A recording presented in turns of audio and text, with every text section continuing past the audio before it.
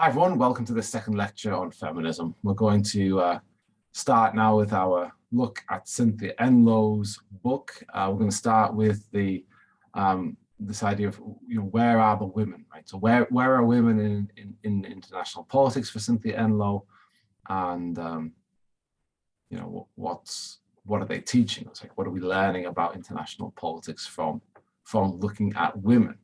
I think that's a fair, if you wanted feminism in a nutshell, right, that might be, in international politics at least, that might be the good place to start, something along the lines of what can we learn about international politics, right, by investigating women.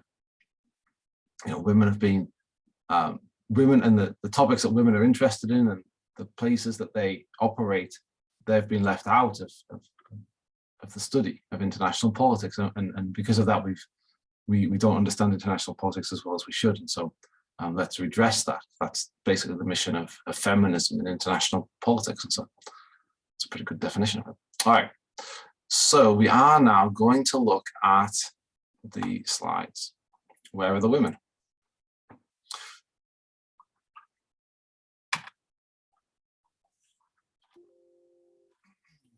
All right.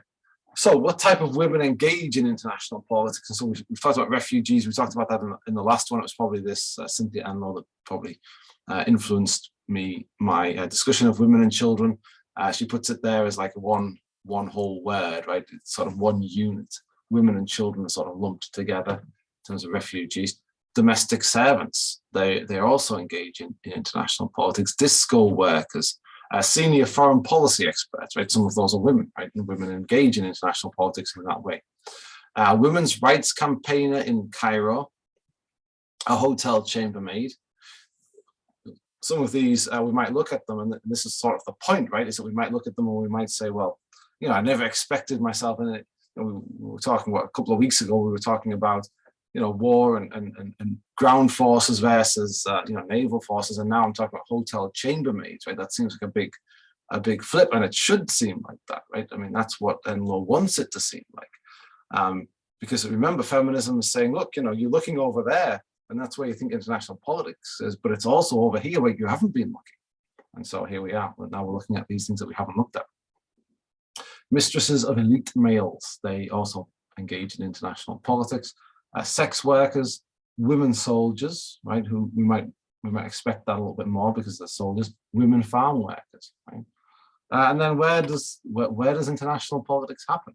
Well, it happens in the private sphere. It happens in homes. Well, I guess that's the next one, domestic sphere, right? But we can almost put those things together, right? It happens in.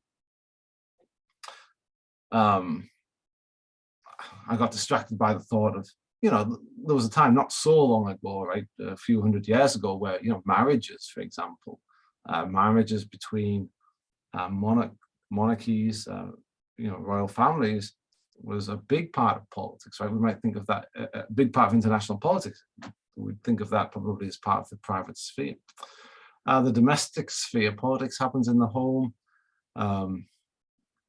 Cynthia Enlow is going to have examples of all these. This is sort of a the point of these two slides is to broaden your mind a little bit, to sort of point you to places that international politics is happening where you are not expecting it to be. Local, the trivial, someone else's kitchen, the disco, in the closet, and on the secretary's desk. With the last one, I'm fighting the edge to expand on these now, because of course we will expand on them as we go through the lecture. But many secretaries of, many of the top foreign policy advisors, many of them are men, right? But many of them have women as secretaries, and like, what do you think they do? Right? Well, they have relationships. I don't mean just that they have sexual relations, which I'm sure occasionally they do, but they have, they talk to each other, right? They influence one another. The way that the secretary works, that affects what the elite policy expert is up to, is doing. And so, anyway, any of these places, international politics can happen. So here's some examples. First of all, One example that she has, I think we might go over this a couple of times in these coming lectures, right? Because this is from the beginning of her book where she's really setting out a lot of the examples that she's going to then follow up throughout the rest of the book. And I, in making this lecture, sort of just followed her book. So anyway, so one is a woman deciding not to go to Egypt, but to Jamaica on holiday. Right, she's engaging in international politics, right? So if we go all the way back to what the realists think power is, the realists think power. Now, for some of them, right, even for me, right, this is latent power, but economic currency, right? Economic power, right? And so if a woman decides to go to Egypt because she, sorry, it's the other way. If a woman decides not to go to Egypt because she's worried about international terrorism, or the reputation, right, of Egyptian society and its, the way that it relates to women, and so she doesn't want to go on holiday there, and she doesn't want her family to go on holiday there, but instead she decides to go to Jamaica because that's more appealing for sort of the reasons that I said that Egypt might not be appealing. Then she's taking part in international politics there, right? That's an important source of revenue for lots of countries. Anyway, a woman teacher in the United States, right, teaching about Pocahontas, about the relationship between a Native American woman and sort of Western man, right? So, I mean, that's one way of I don't know that story very well, to be honest with you, but that's about as much as I know, I'm afraid.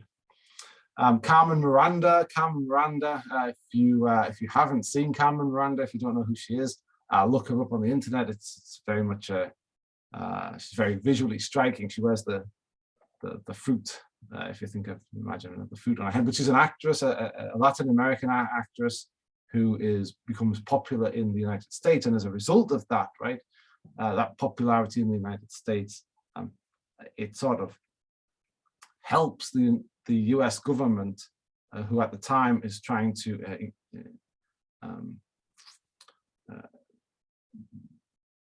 improve and closen its relationship with Latin American countries, and the US government uses Carmen Miranda as a sort of as a showcase to enable them to enact policies, right, bringing the United States closer to Latin American countries, right. A male soldier in a brothel, right? That's also it's international politics is happening. Right? There's a soldier. Well, and we'll find this out later, I think, and certainly we find it out later in the book, right? But if this male soldier is a U.S. soldier stationed abroad, right? Because of international politics now, there's some sort of relationship that's happening between this man and this woman in the brothel, or maybe perhaps more than one woman, that is. Brought about by international politics, and that also affects the United States' ability to operate in those countries, and sort of affects the rules of, I was going to say rules of engagement. It's not quite right, but the rules of of decorum, right, in and around bases, and the morale of men, and the discipline of men as well, right. When I say men, I mean soldiers, I suppose, on that, which might not always be men, but Cynthia was talking about a male soldier. So, all right, so that's 4. Now, the point to make here, right, is that especially after that last one, when we're talking about, a male soldier in a brothel, and I guess we're assuming that in the brothel are female sex workers, and because we're going to say all women now, but those women in there, they have a strategy, right, and they're strategizing. So remember what Anne Ticknor's worried about. She's worried about making women out just to be victims with no agency, that things happen to them, right? They don't perform any function. They're just there to have things happen to them. Anne Ticknor's worried about that. And Cynthia Enloe, this is what she's trying to avoid here. She's saying, look, even this, we might think of sex workers in a brothel frequented by US soldiers near the base or whatever. We might think of them in some ways as sort of victims, that we might see them as dependent, not independent. Right? We might see them as they have to act and behave in a certain way, and they have to please the people who are coming in. Otherwise, they don't eat, or the children don't eat, right? Or their families go without. And so, if we look at them that way, then we're sort of doing the thing that Antigone wants us to be careful of. And so Cynthia Enloe saying, look, the agency might be restricted here, right? That to some degree, there's some level of pressure, right, that's forcing many of these women, at least, into this type of work, into this sort of relationship, in this sort of environment. But still, right, it's not as complicated as, it's not as simple as saying, well, they're forced to do it, they have to do it, there's no other choice, because this is part of a strategy that they are devising, right? And it's true of Carmen Miranda, could say maybe something similar in terms of, well, she's a film star, right? She's an actress, she has to behave in a certain way, she has to look a certain way, right? She has to present herself in a certain way. And that way that she's presenting herself and looking and behaving in these films, right? It's sort of forwarding the agenda of other people, namely the US government. But she has a strategy. And she's using that. She's using what she has, her talent, right? Her talents for acting, to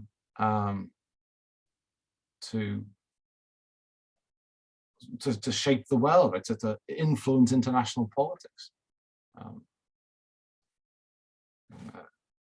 Perhaps it's more obvious, right? The agency that the woman has in terms of deciding where to go on holiday, right? If you think of a British woman, these options are open to her, likely, right? To go to one or to go to the other. You can think of her family. Well, maybe her husband wants to go somewhere else, right?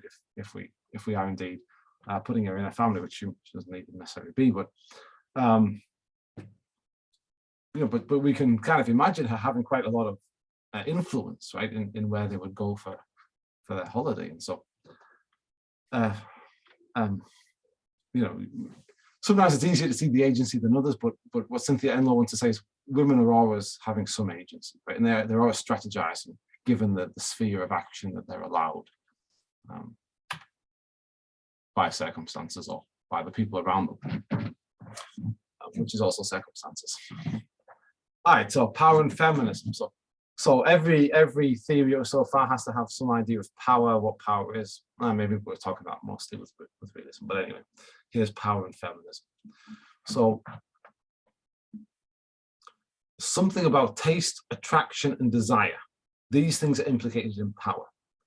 And the example that she gives is, look, governments market their women to bring in tourist currency.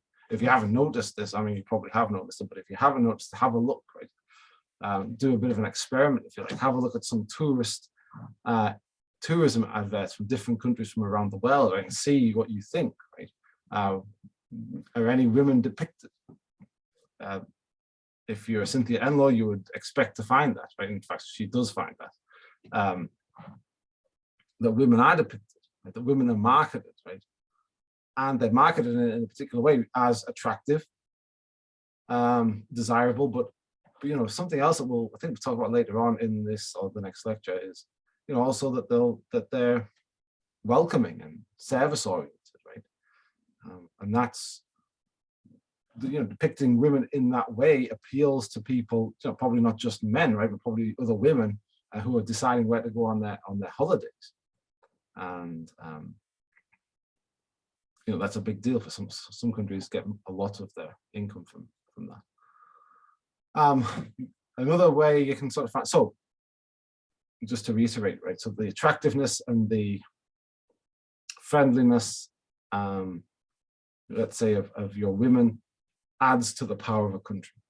Right? This is not something that Ken Waltz would say. Right? We didn't hear that from Ken Waltz. Marriage is power in international politics. Marriage is international politics as well. So the examples of that is state international politics is sort of wrapped up in deciding which marriages to recognize and which marriages to not recognize. For things like, and this sort of feeds into the next one, the idea of citizenship by marriage, right? Depending on the country, right? Sometimes, I don't know if this is still the case. This was maybe in Germany or something, but there probably are still countries out there. I don't know the citizenship laws of all of the countries, but there probably are still countries out there where if the man marries a woman, he confers his citizenship onto her. But if a woman marries a man, the citizenship doesn't go from the woman to the man, right? It can only go one way, right? So that's that gives some people more influence on who can be part of the state and who's not part of the state, right? That's international politics. Who can join the state and who can not join the state, and that's also in terms of recognizing marriages. And so one of the only ways to get into America, if you like, and this is the way I came, which is why I'm smiling a little bit, but one of the ways, it's very difficult to immigrate to the United States, and one of the things that you can do is if you have family, so you can get married. I want to hastily add that my wife is American, but I want to hastily add that we lived in England for the first few years, and we're planning on staying there until we came here, I guess. But if marriage is one of the big ways to come to the United States, that's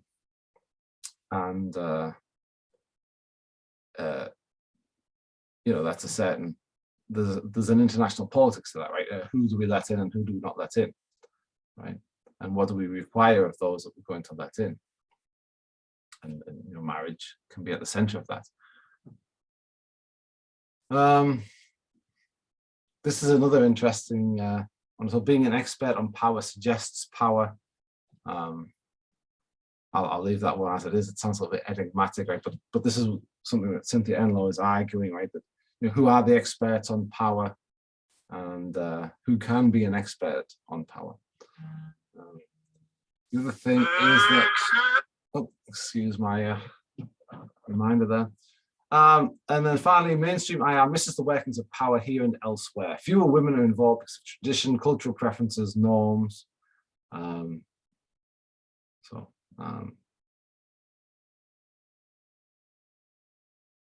International relations is about power. International politics, the study of that is about power. Well, here's some things here about power that international politics is missing. So here, feminism can add this, right? Feminism can add this. Let's go again. Okay.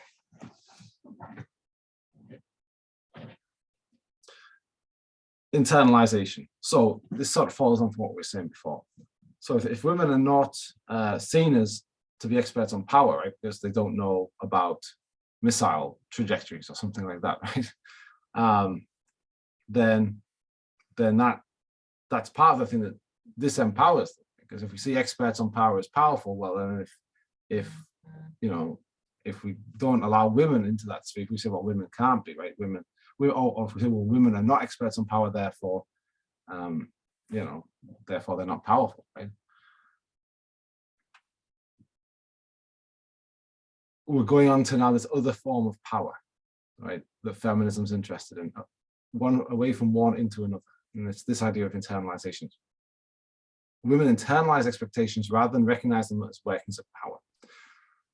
So why are women outside of power? Well, it's because of the expectations that people have of women, right? Of being feminine, for example, right? Which is perhaps, if we take Antigona's word from last time, right, irrational, emotional, right, weak. And so somebody like that can't be an expert on power, right? I also think the technology probably plays a part, right? I talked about trajectories of missiles, right? And there is some sort of expectation, some sort of narrative, I suppose you might want to say, right, where women are not, they don't go into the hard sciences, right? They don't physics and chemistry, and things that would help them to build rockets and explosives and that sort of thing. And what Cynthia Enloe is saying here is that all those expectations, all those ideas about what women are, that itself is it's a working of power. By that she means that, I think she means something along the lines of, well, it's not, it doesn't mean it's true, and it doesn't mean that you have to live that way, right? It's a narrative that serves power, right? Serves a particular, and be careful here, right? I'm being careful, I want you to be careful. I think you can oversimplify this, and I think you can start saying, oh, men or like even one group of men, right, is dominating women or the world generally by sort of constructing these ideas, right, and these expectations and putting them out there, right? And so you've got sort of one age and it's sort of dominating this other age. I think that's oversimplistic. I don't think Enlow's saying that. And I think you should be careful to not think quite so clearly in those terms, right? There's something else, right? There's an alternative to that, which might be more what Enlow's saying here, right? And it's that, and honestly, I believe I'm taking this, like, this is more of a Foucauldian conception of power, right? If you know Michel Foucault, if you read something like Discipline and Punish, that's a good place to get this idea of power. And if you want of his construction of power, but it goes something like this. It's that, like, you know, Michel Foucault, he says, look, you know, it's sometimes we equate power with particular people, right, or groups of people, and we think that, you know, let's say the king, right, if the king exercises all this power, and we think that we can go and sort of cut the king's head off and replace him with somebody else, and then everything will be different. And he says that that's not really true, right? That the king, in that scenario, the king is also sort of this, is sort of caught in this maybe narrative of power, this sort of this web of power, this web of relationships, that, like, he's as much of a victim of this structure of power, right, as anybody else is. Yeah, maybe structure is probably not the right word to use in that, but it gives you the sense, right? It gives you the beginning of the sense of what he's trying to say, I think. And so I just had a big explosion outside, by the way. I'm not sure what that was. Hopefully nothing, but that's why I got a little bit distracted. So let's come back to it. Internalization. Yeah, Michel Foucault, power. Yeah, the workings of power. That when she says that, it makes me think of Foucault. So anyway, so it's not that one person is using power to oppress somebody else. That's too simple. What it is these, like, structures of power. Right? These ideas are out there. Right? These ideas about who women are, who men are, right, and what certain types of men exist. You know, what masculinity means, and it's those ideas themselves, right? That they're sort of this. They're almost, they have the power. Those ideas have the power, and so the people who are enacting those, men are enacting those too, right? Men are internalizing those, right? And that's causing some of them to behave in the way that they're behaving, right? That makes them sort of part of this hegemony of masculinity, this hegemonic masculine group. But also women are acting as though that's real as well. So they're both sort of subjugated to these ideas about what power is. And if we go back to constructivism, right, remember it's these shared knowledge. And it's not that easy to change shared knowledge, right? Because things that's shared and it's common to all of us. And so you can't just yourself decide, oh, I'll just get rid of that. I just won't think like that anymore, because everybody else is thinking like that, right? Or, you know, most other people are. And so it has to be, you know, to sort of alter the structure of power in that way. Like it's not just a simple act of cutting off somebody's head, right? So be careful with that. When we're talking about the workings of power here, we're not talking about, you know, a particular group who are oppressing another group. That gets too, that's too simplistic. Anyway, but here's what Enlow's advocating. She's advocating the resistance to these expectations. And what she's saying is, like, you're exposing power. If you resist these expectations, even if you lose. So if you're trying to resist, even if you don't succeed, you're exposing these workings of power. And that's probably the first step, right? If you want to challenge the way that the structure is working, you first have to show that it is there and that it's working, right? And that's what Enlow's trying to do, and what she thinks women should do. And that resistance, particularly that comes from women, because it's feminism, remember, but that resistance is international politics, exposing these structures of power. That's international politics. And that's great, right? Because it gives you a lot more topics to investigate. It expands international politics quite greatly to include a very large area now of investigation and So you can be cynical about this, and I am. I'm really interested in feminism. I like the idea, right, of everyday lives, everyday people performing everyday practices and affecting international politics. That rings true to me, and it's exciting. And so I have an interest in feminist international politics, but I also, I also have room in my mind for more than one thought about it. And one of the other thoughts I have about it as well, this does open up a big space, a lot more things to study, right? And so that allows a lot more scholars in, right, and gives them full-time work. So there's something, I think, strategic and careerist that, maybe it's just a coincidence, right, that this allows more people into the discipline, right, and gives you more scope, right? You've got to carve out your own space, right? But of course, at this point now, a lot of people have gone before you, carving out their own parts of international politics, and so you better find a big cache of land over there that nobody's been exploring, right? And that's what feminism does. So I don't think that's too cynical, but it could be careerist a little bit. Anyway, there's this transnational women's movement. It's led by women, foster autonomy and grassroots activists, right? This is about resisting power. This is the sort of international politics. Now we're getting some more details about what sort of international politics is happening. Transnational women's movement, right? It's led by women. It fosters autonomy and grassroots activists. It urges women to take part in politics, right? That's resisting the power. Builds alliances, depends on donors, volunteers, and interns. This is the part of the book where it feels like Cynthia Enloe's trying to recruit you, but that's maybe you want to be recruited. I don't know. Monitor trends and decisions in a particular part of world politics, right? This is another space in international politics that you can occupy. Present data and analysis. Conduct gender-conscious investigations, which I think is a big part of what Cynthia Enloe is going to do in this book. And then campaign targeting government and media.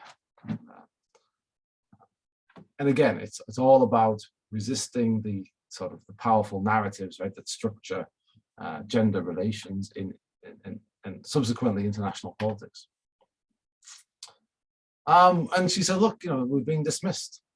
Here we go, we're being dismissed. There's special, they're sort of dismissed as a special interest groups in the private sphere, right? This is, in terms of the workings of power, here's another example of how it works, right? It says, okay, well, women, they're in the domestic sphere, they're in the private sphere, right? They're not political, right? So then what does that do, right? Well, if you're a news organization, you're going to cover the private sphere or the public domain, right? And the idea is the public domain, not as much the private sphere. If you start covering stories about people's private lives, that becomes, a little bit more sort of, a little bit less serious news, right? What do you think is a serious news story? Right? Do you think a serious news story is about, if you saw a news story about, let's say that a teacher well, that's interesting because that wouldn't be private at all. I was going to say the teacher teaching Pocahontas on that last slide, but that wouldn't really, doesn't seem like it would be private, but what about this news story about, a secretary of an elite male policy maker, and the business, like maybe their relationship or something? Is that more of a meaty news story, or like the conference of, like a UN meeting to discuss what to do about Russia and Ukraine, something like that, This is part of Enloe's case, right? She's saying, this is lower down, right? Men to women ratio on media political stories. It's like 6 to 1 or 7 to 0. What she's saying there is when there's a political story and we're interviewing people for the news and we're playing the report, right? You might get one woman out of 7, but you might not get any women actually. It might be 7 to 0. And so if you've got a whole movement made of women, that might be the least likely to get onto the television. Anyway. And so the bottom couple of points there is Cynthia Enloe sort of saying, look, you know, we can overcome this, right, with social media and owning our own media outlets. All right. So here's a couple of cases now where women have been left out of the story, but actually played an important role in large international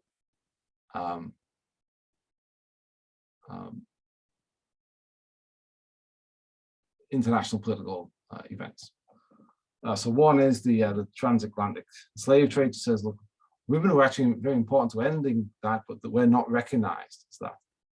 And it was a gendered power that maintained the slave trade. There's an underestimate of the internal gender division, right? And so I guess the way I read this, the way I understand this is, when we think of the sort of the ending of the transatlantic slave trade, we sort of see it as perhaps a fighting, maybe a fight that was perhaps brought, it was a fight between the enslaved and the free, to some extent, like maybe that. But that actually, right, there was a division, right, was within the, I suppose, the society that was enslaved, right? And it was, Cynthia Enloe says it's along gender lines, right? That women were sort of perhaps more responsible than men were in leading to the end of the transatlantic slave trade.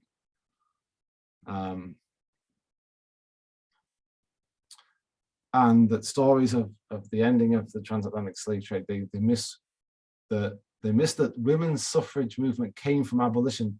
The women that organized themselves in favor of abolition, that organization, the experience that they had there, then led to them organizing and having that experience, being able to organize and to advocate for women's suffrage. And so it's sort of part of the same. Cynthia Enloe wants to make this sort of part of the same story in a way that it really hasn't been, she thinks. And again, it's about exposing gender, right? The way that gender works in the power structure. This international arms trade treaty was one of the things that, so the International Arms Trade Treaty, one of the things it does, it says, okay, well, you can't sell weapons to particular countries, right? Countries that are doing certain actions, right? Genocide, for example, right? You can't sell arms to countries that are going to use them to wipe out whole parts of their population, right? Things like that. But one of the things that they got in there, right, is this idea, well, we want to say, if a government is using gender-based violence, right, if they're particularly targeting women for some reason, or using these arms in a way that subjugates, you know, well, I'm saying women, right? But the point of this, the point of the debate here, and the thing that Cynthia Enloe wants to emphasize and to sort of expose and to show, is that women's advocacy groups, they wanted the term in the treaty to be gender-based violence. Right? The Vatican, for example, and not only the Vatican, but the Vatican preferred violence against women and children. Right? So, hey, we don't want to sell arms to countries who are using violence against women and children. But women advocated for this different term, this gender-based violence term. I think partly because it does away with that women and children thing that Cynthia Enloe is putting all in one word.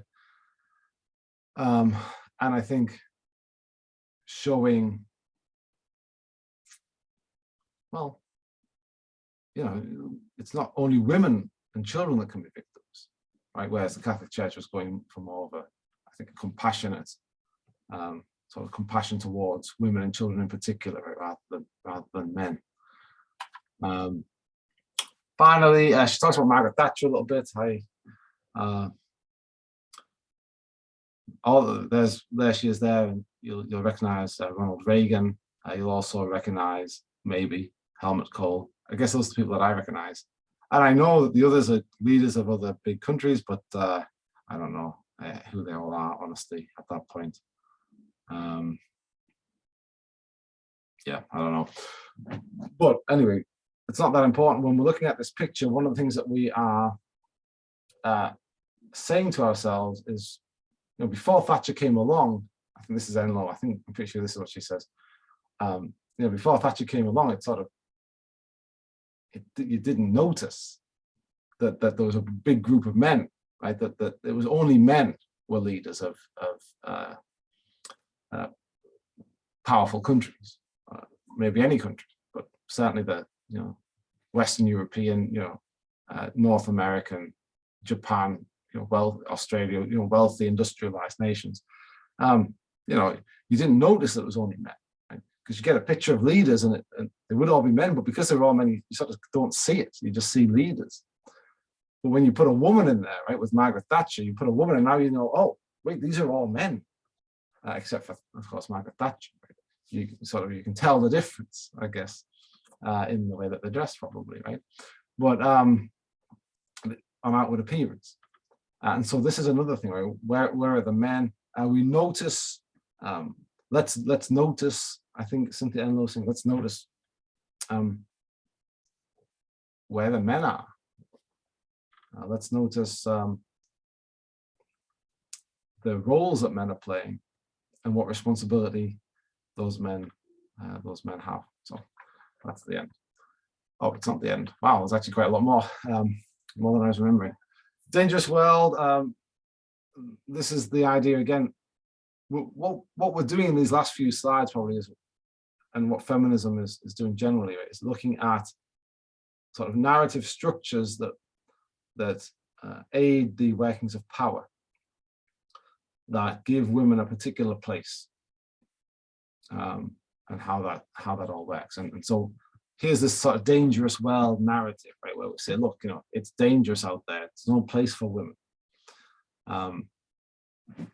But also it's no place for certain kinds of men either, right? It's no place for indecisive or irrational or emotional men either, right? We have to have cool heads. We have to be rational. We have to be tough. We have to mean business, right? We have to, because it's dangerous out there. International politics, it's a dangerous world.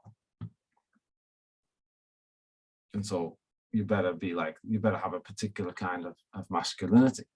You better behave in that way. Whether you're a man or a woman, you better do that. Because that's the only way we can survive. That's the only way we can prosper. And everyone's relying on you. And so make sure you perform properly. And so as well as part of that, this is the second point here, there's conflict among various forms of masculinity where, if you think of competition for perhaps foreign policy roles, perhaps maybe senior military roles as well, right?